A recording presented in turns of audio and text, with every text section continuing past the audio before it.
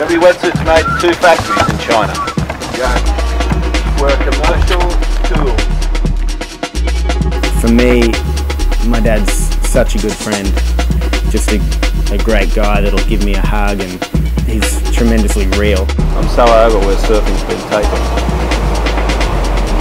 And for me, all I can do is just go ride waves.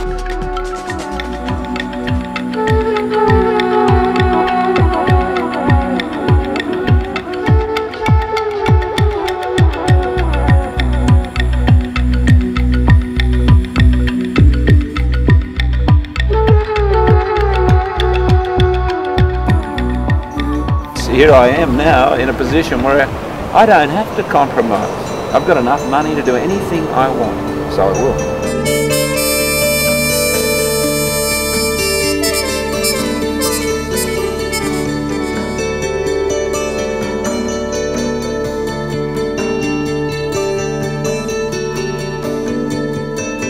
What I was trying to do is say, look, hey, this is not right.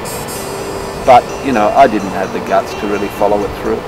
And what I ended up doing was getting advice on how to become a professional sportsman, you know. And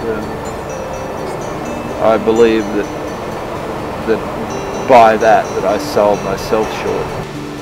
It's just something that I regret, but it's not something that I can do anything about other than address it in my old age.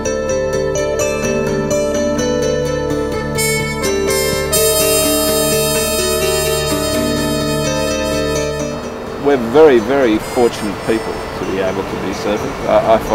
I feel that this discovery for me personally has been fantastic. You're learning how you've got to give to receive.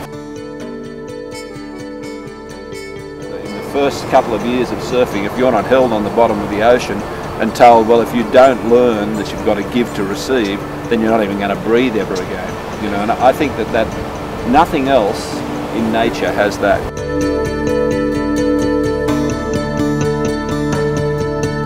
Competitive sports where there's a real honest-to-goodness line to cross are absolutely excellent. They're sports. I haven't got a problem with watching competitive sport. I love it. But it's just that we don't qualify. We shouldn't be in that box.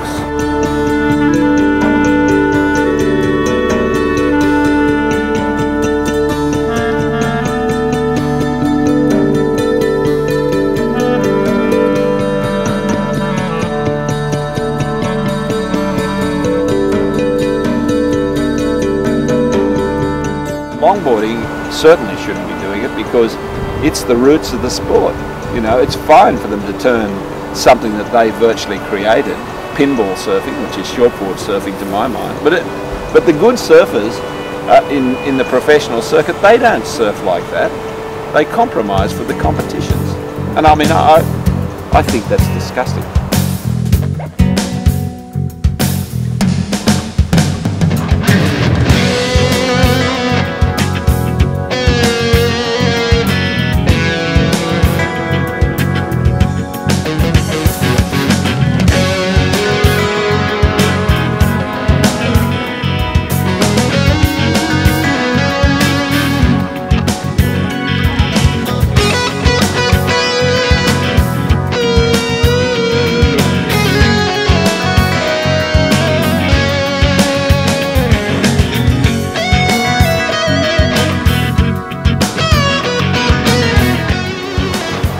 Got too big without people realising what the real fundamental laws are of surfing.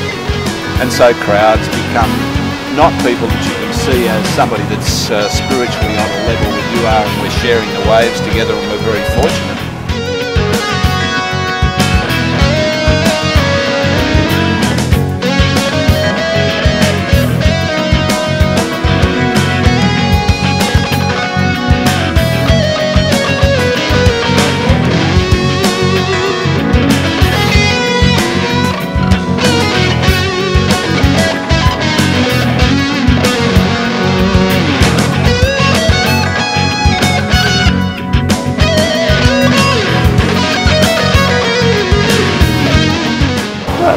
The major thing that makes surfing qualify as an art form is that it is self-expression.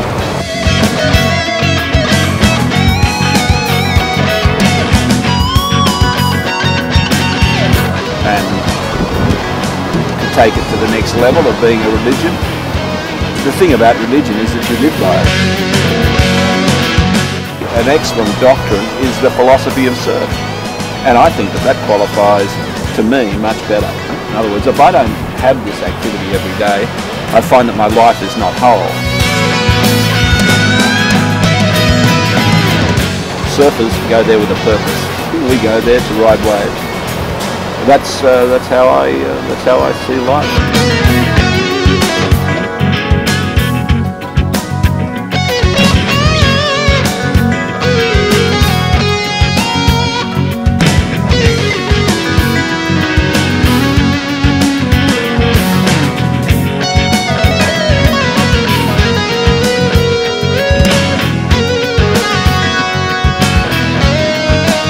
The people that stumble into this are the people who genuinely believe it, and they do it each day as much as they possibly can. Surfing for them is a total lifestyle. The real story is only a surfer lives the thing, and to my mind that's important.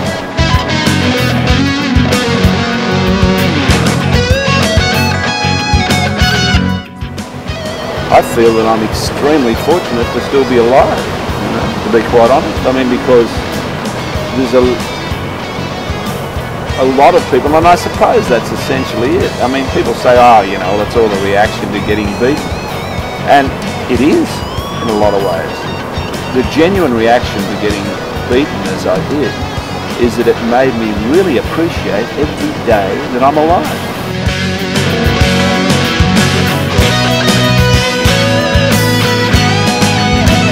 When you really know the man, you know there's a really pure heart in there.